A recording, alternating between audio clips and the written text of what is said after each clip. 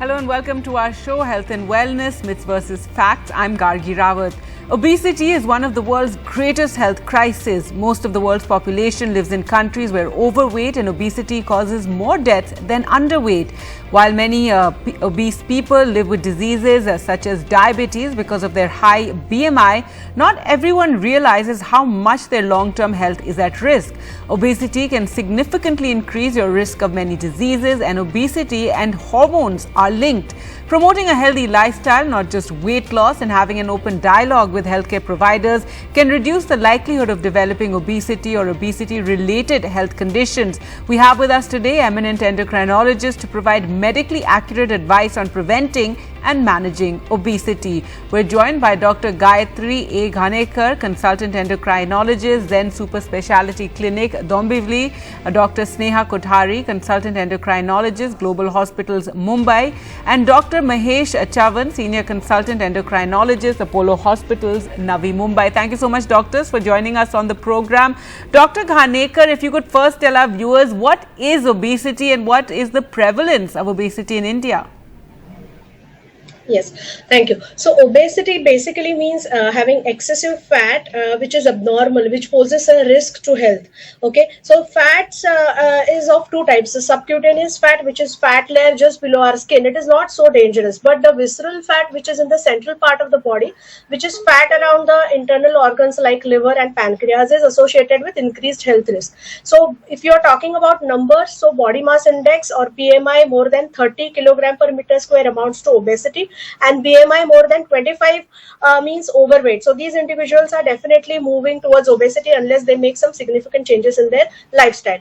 As far as prevalence of obesity in India is considered, according to data, the prevalence can vary depending on the sex, the background of the patient, from 12 to 39%. But practically we see that around 40 to 45% of the adults are obese, and it can vary depending on the urban or rural background. All right, Dr. Chavan, does obesity run in the family? Is it a hereditary disorder? And what preventive measures can one take if obesity does run in the family? So, almost 40 to 75% of patients have hereditary factors in the generation of obesity, and these patients who have propensity for developing obesity need to be careful about, because the genetics of obesity, there are multiple monogenic forms of obesity and multiple syndromes which are associated with familial syndromes which are associated with obesity. So there are quite complex syndromes like Bardet-Biedl and Pro-Armour-Connortase and multiple syndromes. So, but overall, as it is, 40 to 75% people may have genetic familial propensity for developing obesity. And what we should do to prevent for the monogenic forms of obesity, there are different types of treatments, but the general obesity which we find in families, which runs in families, is that can be prevented by more active lifestyle, more healthy eating, and more proactively taking care of their weight and the oil intake in their overall by the family. All right, Dr. Kothari, if you can now explain to us what is the role of the hormone leptin in obesity and what happens if leptin levels are high? So let me first tell you that word leptin is derived from the Greek word, which means being thin. Now, leptin is a hormone which is produced by white adipose tissue in the body. An amount of leptin in the body is equivalent to the amount of fat mass. So more the fat mass, more the leptin. Now, what is the role of leptin? So leptin is a hormone basically which regulates satiety, that is feeling of fullness. It acts as a messenger between the fatty tissue, that is adipose tissue, and a part in the brain called hypothalamus, which regulates our feeding mechanism. So basically leptin is a messenger. So if we see in obesity, if leptin levels are high, why are patients really obese? So the whole thing is there is something like leptin resistance. Like in type 2 diabetics, though their insulin levels are high, but still they have type 2 diabetes. So similarly in obese patients, there is resistance to the action of leptin. So leptin being continuously high, when brain should receive the signal for fullness, it doesn't receive the signal for fullness. In addition, because leptin levels are on a higher side, body feels, there is continuous need for the eating of food despite having adequate fat stores. And secondly, the energy expenditure also goes down because body enters the starvation mode. So in the presence of excess amount of leptin and because of the resistance to the action, what happens is at one level we are eating more and at another side we are spending less calories. So this extra calorie balance leads to obesity. All right, Dr. Ghanekar, what is the relationship between hypothyroidism and weight gain, and can weight gain during hypothyroidism be reversed? Yes, thank you for that question. It's a very common question because hypothyroidism is a common disorder. So it is very important to understand that when hypothyroidism is uncontrolled, so when the total T3 and total T4 hormones which come from thyroid gland, when their levels are on the lower side, there is a tendency for fluid retention in body. So body retains fluids and body retains a chemical called GAG or glycosaminoglycan. So this because of presence of this fluid and this substance, there is some weight gain. So this weight gain when one is uncontrolled hypothyroid can be to the tune of 3 to 5 kgs. So not all the weight gain that the patients experience while having hypothyroidism is directly linked to hypothyroidism. And once we start treating this hypothyroidism with thyroxine, which is the nothing but the T4 hormone analog, so this weight starts going down. So the fluid starts going down from body and the patients tend to lose weight. So whatever weight that they have gained during the uncontrolled phase of hypothyroidism can be reversed totally after treatment. But in spite of that, many patients have some weight gain. Now this weight gain can be, it's nothing but the abnormal fat as I discussed in the first part. So this weight probably they have gained over a period of time because of slow basal metabolic rate, which can be because of hypothyroidism, and overall fatigue, drowsiness and overall less enthusiasm that the patients experience during this hypothyroidism probably leads to less physical activity, and then there is weight gain because of hypothyroidism. All right, Dr. Chavan, can obesity can cause various other metabolic disorders. So can you help us clarify how obesity can lead to metabolic disorders? So, obesity is associated with multiple metabolic disorders, and of that, if you take the definition of metabolic syndrome, the waist circumference more than 94 centimeter for males and more than 80 centimeters for female. This is the IDF criteria, International Diabetes Federation criteria. Along with that, HDL less than 50 for females and less than 40 for males, and triglycerides more than 150 for men and women. Along with BP of 130 by 85, more than 130 by 85 is any three of these criteria are present, we call it as metabolic syndrome. So obesity has a propensity for developing metabolic disorders like dyslipidemia, hypertension, diabetes, and further going on, increased risk of heart disease and cancer also. All right, Dr. Kothari, now another very important question. How is obesity associated with diabetes? If you could explain this to us. So we have been dealing with the dual epidemic of obesity and diabetes since a long time. We have always been talking about COVID pandemic since last 2-3 years. But this diabetes pandemic has been there with us for last many years and we have been having tough time fighting it. So what happens is basically there is a hormone called insulin which controls the blood glucose levels, and this hormone is produced by pancreas. What happens is in obese patients there is resistance to the action of the insulin. So the function of this hormone insulin is to push glucose into the muscles and to store it in the liver as a glycogen. Now with weight, with obesity, what happens is the fat in the liver prevents its storage. So in addition, because there is resistance to the action of insulin, there is high level of blood glucose. Now over the span of years, pancreas continuously keeps on producing extra amount of insulin to keep blood glucose levels under control. But over years, then it is tired, and finally the insulin production from the pancreas comes down, and that is the time we start seeing high blood glucose levels. So obese patients are 6 times more prone for developing diabetes compared to patients who are lean. We have been seeing many kids also coming nowadays with type 2 diabetes, unlike in many decades before we used to see type 1 diabetic kids and not type 2 diabetic kids. Mind you, not all obese patients get diabetes. If there is a family history, there is unhealthy lifestyle, sedentary habits, or if there is unhealthy gut, there is of course a higher risk of getting diabetes in an obese patient. Right. Dr. Ghanekar, if you could now tell us what lifestyle measures should one adopt if he or she is already obese and diabetic? Yes.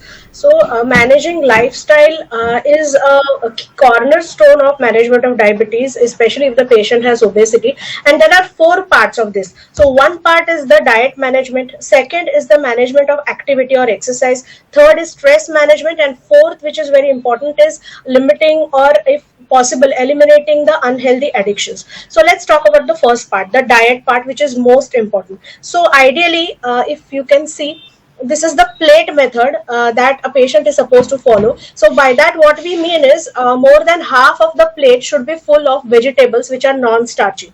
So a patient should have more than half of his plate full of vegetables. Around 25% of the plate should have carbohydrates. These carbohydrates should not be refined. Okay, so refined carbohydrates like flour, the whole wheat flour or maida, what we call, it should not have any added sugars like table sugar, which is sucrose, or anything else like high fructose corn syrup, which is very commonly found in packed foods or junk foods. So all these added sugars should be limited. They should be ideally zero. The refined carbohydrates or flours should be limited. We should more focus on having whole grain foods in carbohydrate compartment, and around 25% of the plate should have proteins, which are lean proteins. That means proteins with low fat. Okay, so because majority of the Indians, the diet is such that we have this tendency of having high carbohydrates, and that is the reason for this. That is one cause for this dual epidemic of diabetes and obesity. So the diet, we should aim to reduce carbohydrates. We should increase vegetables and proteins. Second part is activity. So patient is advised to do 30 minutes per day of moderate intensity aerobic activity like walking, jogging, running. It should be around 150 minutes per week, and it should also be coupled with having 2 to 3 sessions of resistance training to develop the muscles in such patients. So developing muscles is also very important in a patient with diabetes, because these muscles take up excessive glucose and the muscles are very active metabolically. So muscles help in digesting the excessive sugar, and then they will help in managing the diabetes better. They will also help in prevention of fall in old age. They will help in supporting the bones. So it is very important to develop muscles in a healthy way by doing resistance training. And third part, as I said, stress management. So it is very important that stress, we should prioritize what we want in life really, and focus our day or our activities around that part, and try to cut down on stress, because high stress is associated with high cortisol hormone, and there are many other hormones which are involved when the patients have high stress levels, and all these hormones directly or indirectly increase blood sugar levels and also prevent weight loss or fat burn.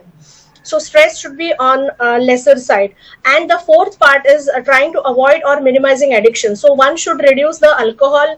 According to the ADA guidelines, for men, the alcohol intake should be limited to 2 drinks per day, not more than 2 drinks per day. And for females, it is not more than 1 drink per day. Tobacco and smoking should be totally no. It should be totally zero. Okay, so this is how we can manage diabetes and obesity in a patient. All right, important points there. Time for us to slip into a short break, but we'll be back with many more questions for the doctors. Stay with us.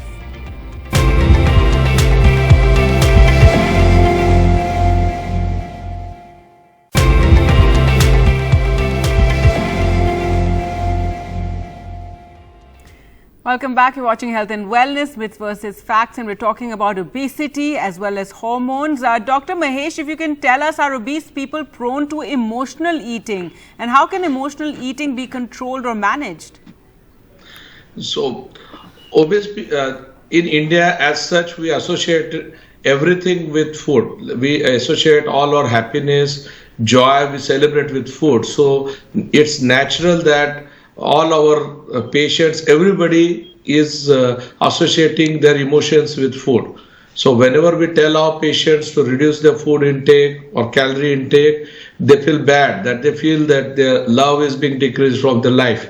So naturally, emotional eating is the major cause for obesity, because that's the only thing which gives us satisfaction. After eating a good meal, you get a maximum satisfaction, and that's why people eat when they are depressed. People eat when they are emotionally disturbed, and that's why these type of emotional, we should dissociate emotional eating from normal eating. You see, when the person dissociates emotions from eating, then only he will know that his stomach is full, or he's had his share of food. Many times people keep on eating while they're watching TV or they are discussing something, and that also leads to increased intake of calories and can lead to obesity. So behavioral therapy is one of, and counseling is one of the major mainstays to control emotional eating. All right, Dr. Kothari, when you're trying to lose weight, it's natural, to want it to happen very quickly, but people with gradual and steady weight loss are more likely to keep the weight off. So how much weight loss is considered appropriate? So one should set realistic goals. By setting realistic goals, we mean that, they should lose around 0.5 to 1 kg weight per week. Now, to attain this kind of weight loss, what we need is a calorie deficit of 500 to 1000 calories, which can be attained either to having a low calorie diet or through burning more calories, or both of them. Now, any weight loss is beneficial. So what is recommended that even if you lose 5 to 10% of your current excess weight, the risk of diabetes, the risk of hypertension, the dyslipidemia, cardiac risk factors, they do come down dramatically. Even in patients with PCOS and infertility, that is polycystic ovarian syndrome, even 2 to 5% of weight loss is beneficial, and it has shown to improve menstrual cycles and help with fertility.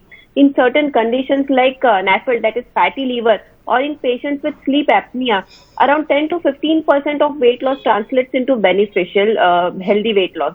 What is more important for people to know is, in every patient, it is not possible to attain a weight, BMI of around 25 kg per meter square. But as I said, any weight loss is beneficial. It does improve our metabolic parameters to great extent, and it gives feel-good factors. So set realistic goals, and it is possible to attain weight loss. All right, Dr. Ghanekar, various prescription treatments for obesity are available on the internet, and as a doctor, advice around that. Do these medications really work for weight loss, and is it safe to take these medications? Yes, so currently there are many, many advices and many medicines which are available for weight loss. Some of these are from modern medicine, or what we call as allopathy, and some are from the alternative streams. So it is very important that we put this in the proper perspective. So most important measure for weight loss is lifestyle modification. None of these medicines can come close to that, the results which can be achieved by lifestyle management.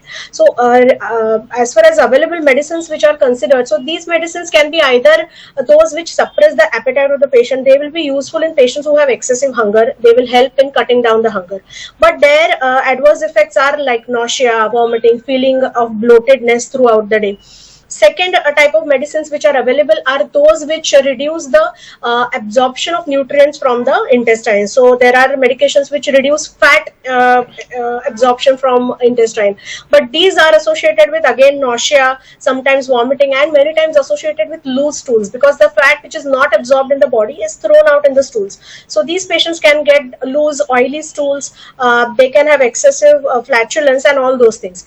Third type of medications which are relatively new and which are more effective than the others are those which target a hormone in the intestines called GLP-1. So these medicines which are available, or GLP-1 analogs, they are more effective compared to the others, and one of the recent ones is can cause a weight loss of up to 5 to 10 kilograms, but it is important to maintain this weight loss. So this is also associated many times with side effects like nausea, nausea or vomiting, and sometimes even loose motions and flatulence. So we have to take the medications with a pinch of salt. We have to know that there is, having a medicine is not like a magic pill. There is no magic pill for weight loss here. These are going to have some adverse effects, and so we have to be, we have to promote this idea that the patient should take these medications only on prescription from their regular physician. They should not just go randomly on any website and order these for themselves. So self-medication and medication from unauthorized sources should be avoided. And yes, there are few medications with some efficacy, but we have to be ready for the adverse effects. All right. Dr. Mahesh, is a gastric balloon a good treatment option for obesity? Okay, so gastric balloon therapy can be is now indicated for patients with BMI more than 27 to 30, and it can also be used as a bridge therapy before the patient goes for a gastric bypass therapy. It can cause almost 8 to 15% of weight loss, and there are different types of balloons which are being approved by US FDA. One of them is injecting a balloon with 400 to 700 ml saline in it, and that has to be removed every 6 months. And another is a gas-filled balloon, which needs to be, there are 3 balloons, which every month one balloon is inserted. But and there is another therapy is where a balloon is inserted in the, it's like a barrier, acts like a barrier from the stomach, and so that the digestive juices do not interact with the food, and it goes up to the duodenum and upper part of the jejunum. So, but the problem with these balloon therapies is that once you stop using the balloon, you may regain the weight which is lost. And there are multiple contraindications, like people who are having liver disease, those who are having hiatus hernia, or pregnancy or chronic NSAID use cannot use these balloons, and there are chances of rupture of this balloon or acute pancreatitis or migration of the balloon and causing further GI complications. All right, Dr. Kothari, that leads us to the next question about the benefits of bariatric surgery. So as my colleagues have already said, it is hard to lose weight, but it is even harder to maintain that weight loss. So here comes the importance of bariatric surgery. It is a kind of surgery which helps patient to maintain the weight loss, and it's specifically indicated in patients who have made previous attempts to lose weight, but they have not been, successful at losing weight, or they have lost but not been able to maintain that weight loss. So for Indians, the cutoff for bariatric surgery are different compared to Caucasians. We Indians are more fat on our belly, so we call it thin fat Indians. So the indications are any patient whose body mass index is more than 37.5 kg per meter square, or if it is more than 32.5 kg per meter square but has metabolic complications like diabetes, heart disease, they have hypertension, dyslipidemia, or obstructive sleep apnea. Now, bariatric surgery basically helps in weight loss to a greater extent compared to what we can attain through lifestyle modification. So patients start feeling good, they feel there is a sense of self-control and confidence rather than a feeling of self-consciousness.